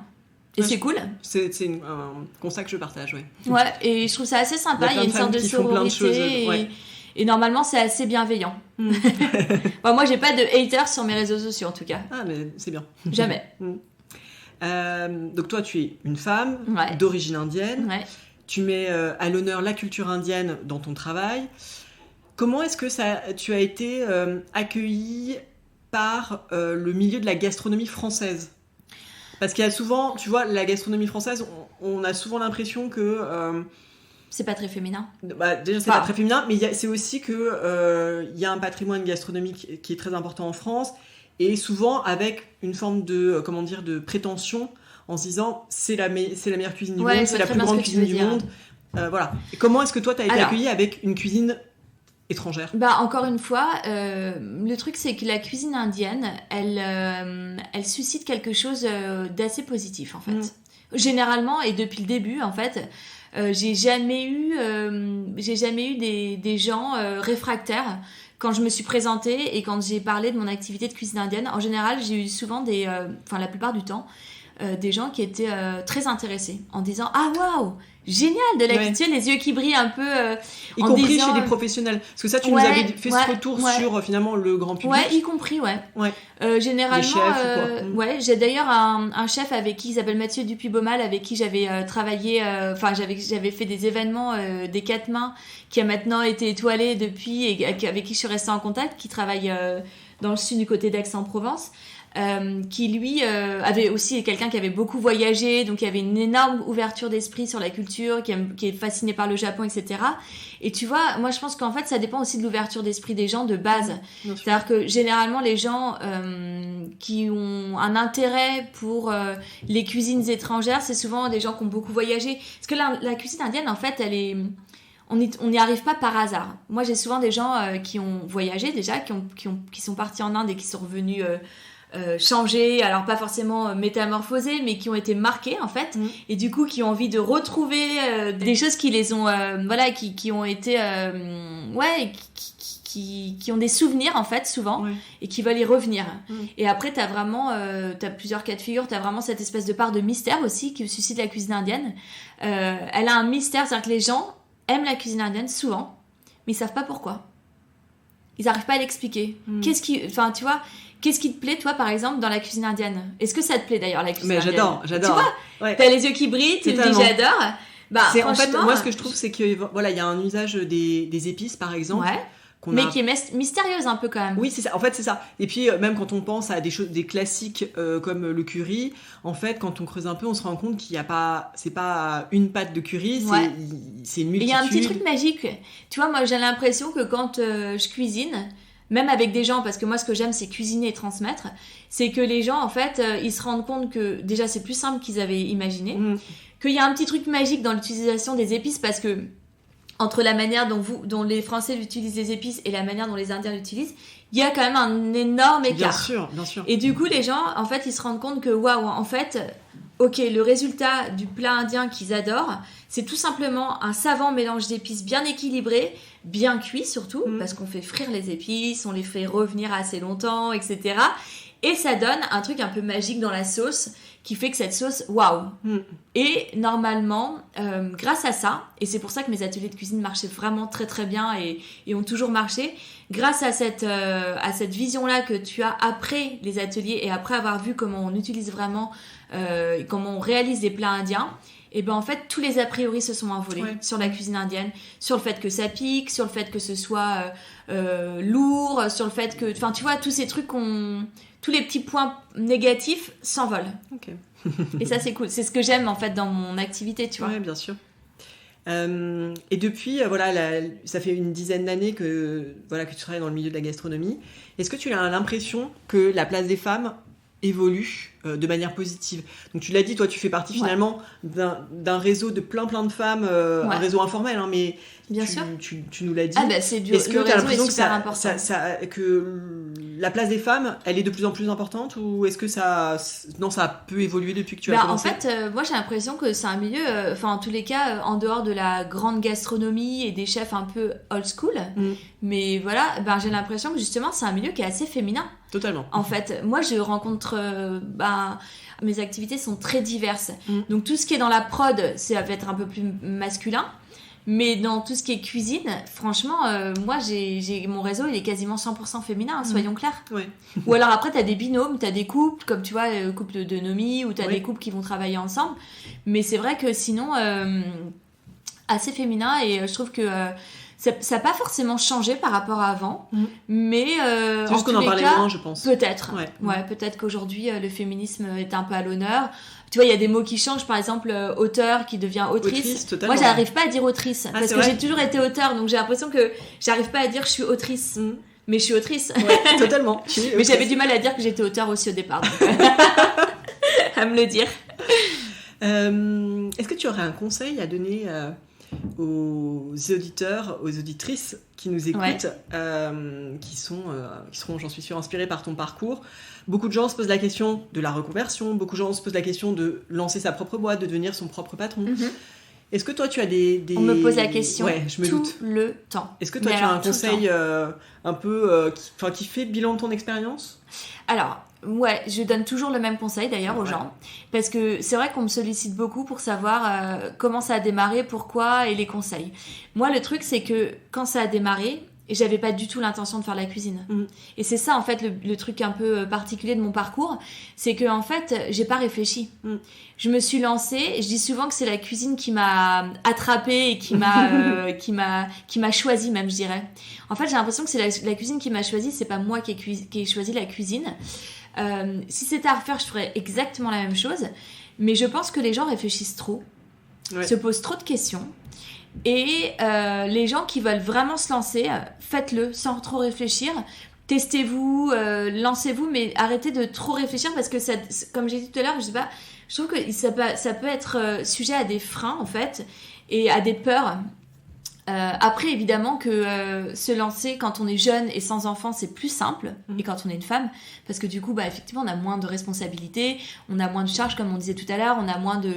Mais voilà, moi je pense que faut pas avoir peur, et surtout, comme je dis au tout départ aussi, sur les gens qui souffrent au travail, moi aujourd'hui... je me suis toujours dit que s'il fallait que je redevienne salariée, c'était pas un problème, mais par contre, souffrir, jamais. Aujourd'hui, je suis trop heureuse dans mon travail, je suis trop heureuse dans mon épanouissement, et je me dis, jamais plus je pourrais être en souffrance. Et même parfois, quand j'ai des clients, ou j'ai des projets qui sont compliqués, en fait, je me dis, mais en fait, non, je suis pas là. J'ai envie d'avoir des... Si aujourd'hui, j'ai choisi mon activité et que j'ai choisi ma voie et que je suis à mon compte, c'est certainement pas pour avoir des clients qui me fassent souffrir. C'est mort, c'est hors de question. Ouais, très bon conseil. C'est plus facile à dire qu'à faire, hein, je le sais. Mais voilà, il faut parfois y aller, quoi. Dernière question de cette partie. Quelles sont les femmes qui t'inspirent ? Alors, dans le monde de la cuisine ou en dehors, ça peut être qui tu veux. Alors les femmes qui m'inspirent, c'est souvent des femmes de mon entourage, parce que je me rends compte que c'est pas forcément des gens de la cuisine, effectivement, qui m'inspirent. Moi, j'aime les femmes entreprenantes, enfin, qui ont pas peur, justement. Je pense que j'aime les gens qui se renouvellent, qui ont pas peur de pousser les portes. J'aime les femmes ambitieuses. Alors j'aime les gens ambitieux en général, mais j'aime surtout les femmes ambitieuses qui me portent des projets. Et d'ailleurs, enfin, mon entourage aujourd'hui, c'est ça. C'est souvent des femmes qui ont créé leurs propres projets, qui sont ambitieuses, qui foncent, quoi. Je sais pas si je pourrais citer même les gens de ma famille. Hein. Ouais, non mais bien sûr. Mes amis est-ce que tu as aussi, des exemples de femmes, enfin, est-ce que tu veux citer quelqu'un ou... Tu vois, par exemple, des femmes dans mon milieu, je dirais, on en a parlé tout à l'heure, mais Marilou. Marilou, je trouve que c'est une femme qui est ambitieuse, qui est entreprenante, qui se renouvelle en permanence, qui se crée des super réseaux. Je pourrais citer aussi Rekia, je sais pas si que tu connais aussi. Rekia, en fait, elle me fait rire parce qu'en fait, je pense qu'elle est un peu comme moi. En fait, on est assez similaires sur plein de points. Je pense qu'elle a une super activité au fond d'elle aussi qui fait qu'en fait, elle a besoin tout le temps de nouveaux challenges. Là, elle apprend le codage. C'est ce que j'ai vu, ouais. C'est trop drôle. Moi, je trouve ça génial. Je me dis, en fait... Il n'y a pas de limite, en fait. Mais ouais, il n'y a pas de limite. C'est trop cool. Ouais, c'est vraiment, et puis Catherine, pour ne pas la citer, mais du coup c'est les femmes du moment, mais Catherine aussi Fugger, pareil, qui se renouvelle à chaque fois, qui aime les nouveaux projets, hop, là à nouveau tous ces nouveaux projets, je trouve que c'est trop cool quoi. Et je pense que forcément on s'entoure des gens qui nous ressemblent aussi. Moi j'aime avancer, puis j'aime pas m'ennuyer en fait. Même si de temps en temps ça fait du bien, bon j'ai pas le temps de m'ennuyer de toute façon, avec 2 enfants, un mari, une activité, j'ai pas le temps de m'ennuyer. Sandra, on va passer à la dernière partie de l'interview, le questionnaire Girls in Food, donc des questions pour mieux te connaître. Tac. Quel est ton dernier coup de cœur food ? Ouh là là. Donc un resto, un plat, un livre, ça peut être ce que tu veux. Je suis mon dernier coup de cœur food, c'est un livre que j'ai acheté, un livre de cuisine que j'ai acheté à Londres où j'étais il y a pas très longtemps, sur la cuisine de mes origines. Donc c'est un livre de cuisine sur la cuisine du Gujarat. Donc c'est mon dernier coup de cœur livre food. Alors moi je suis une folle de livres de cuisine. T'as vu ma bibliothèque, rangée par couleur. C'est rangé par couleur, j'adore. J'ai la même chose chez moi. C'est vrai ? Ouais. Ah, c'est drôle. Ouais. Et c'est que des livres de cuisine, quasiment. Ouais. Et du coup, je te montrerai tout à l'heure, mais c'est un livre qui s'appelle From Gujarat with Love. Et j'adore acheter des livres de cuisine, d'ailleurs, en Angleterre, d'auteurs, du coup, anglo-saxons, quoi. Ouais. Est-ce qu'il y a un plat qui résumerait très bien ton enfance ? Un plat qui résumerait mon enfance ? Oh là là, c'est dur, ça. Je dirais un biryani. Le biryani, c'est le plat qui rassemble les familles, en fait. C'est le plat un peu de fête, c'est le plat que ma mère faisait à tous les coups le dimanche quand on avait des invités. Voilà. Okay. Est-ce qu'il y a un plat que tu as goûté et que tu n'as jamais oublié ? Un plat que j'ai goûté et que je n'ai jamais oublié. Et que j'ai jamais remangé, tu veux dire ? Non, qui t'est resté dans ta mémoire, qui restera gravé pour toujours. Ouais, ça doit être un plat que j'ai goûté en Inde. J'avais fait un food tour, en fait, il y a quelques années. Parce que justement, je me suis dit, en fait, moi, j'ai pas du tout grandi en Inde, j'ai plus de famille en Inde, il faut que j'y retourne pour voir ce que c'est vraiment l'Inde. Donc j'étais un peu un peu perdue, mais bon, c'était génial. Je suis allée à la rencontre de chefs indiens. Donc pareil, j'ai poussé les portes, j'ai dit voilà, toc toc. Est-ce que je peux venir dans vos cuisines ? Et j'ai rencontré un chef génial qui s'appelle Gaurav, qui m'a fait goûter un truc génial. Je me rappellerai toujours et je pense que je remangerai jamais ça. Il m'a fait un dal risotto. Donc en plus, moi, vous me connaissez peut-être pas, mais la passion pour l'Italie à fond. Et il a fait un mix en fait entre 2 cultures, en prenant le meilleur de l'Inde et le meilleur de l'Italie. Il m'a fait un dal risotto avec des papadums dessus, croquants. Bon, c'était ultra piquant, mais c'était une tuerie. Est-ce qu'il y a un aliment que tu détestes ? Un aliment, précisément, non. Par contre, je déteste tout ce qui est lié à l'intérieur des animaux. Donc, tout ce qui est abat, vous m'oubliez. Mais sinon, non, je suis plutôt ouverte d'esprit. Ouais, je crois que j'aime vraiment tout. Ah si, il y a un truc que je déteste et qui à mon avis, date d'un traumatisme d'enfance. J'aime pas les légumes racines cuits. Genre betterave, carottes, tout ça, je supporte pas les légumes cuits. Cuits, d'accord, ok. Voilà. Est-ce qu'il y a un produit que tu as toujours au frigo ou dans ta cuisine ? Oui. Un truc que j'ai toujours dans mon frigo, je crois que ça doit être du yaourt. Oui. J'en utilise tout le temps, dans toutes mes recettes. Ok.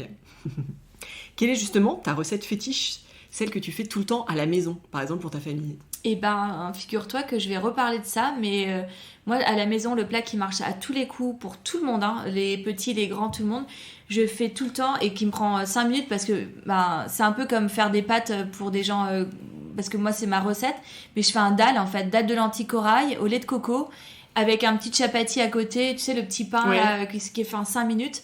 Ça peut paraître hyper compliqué, mais en fait... C'est hyper simple. Non, en 20 minutes, c'est lu fait. Ton livre et tes livres. Par exemple. J'ai plein de vidéos aussi, ça peut aider.